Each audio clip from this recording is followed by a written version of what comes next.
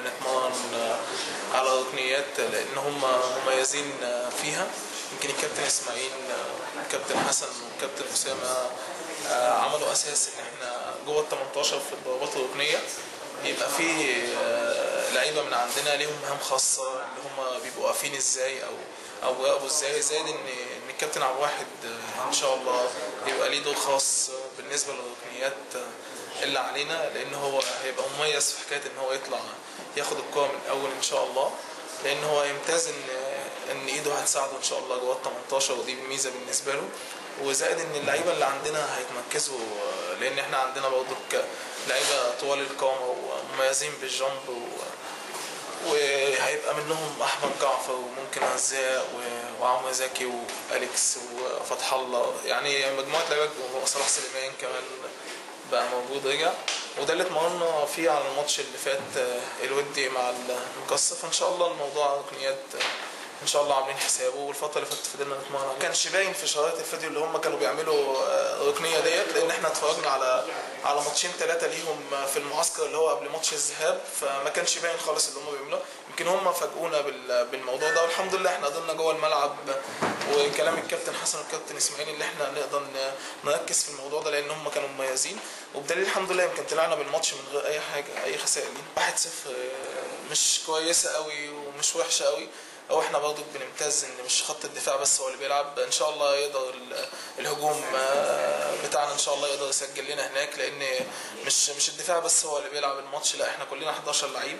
اعتقد ان ال 11 لعيب هم اللي بيهاجموا هم اللي بيدافعوا في وقت واحد، فان شاء الله يبقى عندنا فرصه ان هم هيبقوا مفتوحين شويه الماتش عندهم، هيبقوا عايزين يهاجموا يعوضوا فرق الهدف ده. يقدر ان شاء الله وسط الحرب بتوعنا واللي بيهاجمونا ان شاء الله يقدروا يجيبوا لنا جول ان شاء الله في بدايه الماتش يصعب عليهم الماتش اكتر. نظرا لتوقف النشاط اللي احنا المفروض كنا بنمارسه اللي هو الدوري العام وكاس مصر والبطولات دي، انت عارف بينعكس طبعا على ادائك الايجابي يعني، لكن الحمد لله بنسبه كبيره الفتره اللي فاتت ادينا بشكل كويس جدا. استفدنا شويه من التمارين اللي احنا اديناها والمباراه الوديه اللي احنا لعبناها قدام مصر المقاصه. من خلال التمرين قدرنا نعالج بعض الاخطاء اللي كانت موجوده عندنا في المباراه اللي هنا، لكن عندنا في حاجه مهمه جدا اللي هو لعيبه منتخب مصر اللي لعبت في مباراه اوغندا برضه استفادت الى حد ما بنسبه كبيره من الناحيه الفنيه، فتح الله وابراهيم صلاح وعبد الشافي وشيكابالا. دي كانت اضافه كويسه ان اللعيبه ديت عندك 4 لعيبه ولا حاجه ولا 3 لعيبه مسافرين معانا لعبوا مباراه كمان زياده زائد المباراه اللي احنا لعبناها قدام مصر المقاصه. اعتقد ان الاستعداد بشكل كبير كويس الحمد لله. المباراه هناك مش سهله ومش صعبه، زي ما هو اسم كويس مشارك بصفه مستمره في البطولات الافريقيه. احنا كمان اسمنا الحمد لله اسم كبير جدا في القاره الافريقيه وصاحب رصيد من البطولات في القاره الافريقيه كبير يحترم يعني. رايحين هناك ان شاء الله باذن الله هدفنا ان احنا نحقق نتيجه ايجابيه تساعدنا في الوصول للدور اللي هو دور ال 16 باذن الله. وسيستم لعبنا مش هيتغير كتير عن السيستم اللي احنا بنلعب بيه. احنا رايحين خلاص عادت في افريقيا الخريطه اتغيرت، عادت مفيش حاجه اسمها ملعبك وملعبه. زي ما هو جه ادى مباراه عندك طيبه في ملعبك وخسر بنتيجه 1-0، انت تقدر تروح هناك تعمل نتيجه ايجابيه ان شاء الله تساعدك في الوصول على ملعبه.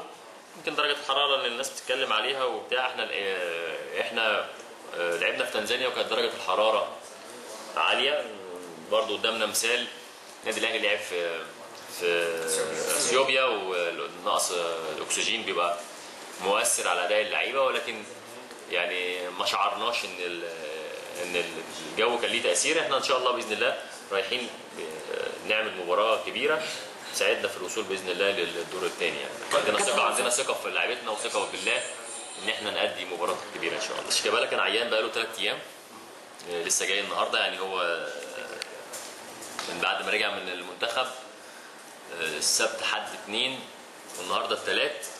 السبت حد 2 اللي هو اللي فاتوا دول ما جاش نظرا اللي كان عنده تعبان. عارف كمان ان مفيش وقت كافي ان احنا نعمل تمرين يدخل شيكابالا. خد بالك اللعيب لما بيقعد يومين بيفقد من فورمته كتير، فبالتالي احنا ما عندناش الوقت الكافي سبيشالي واحنا مسافرين كمان.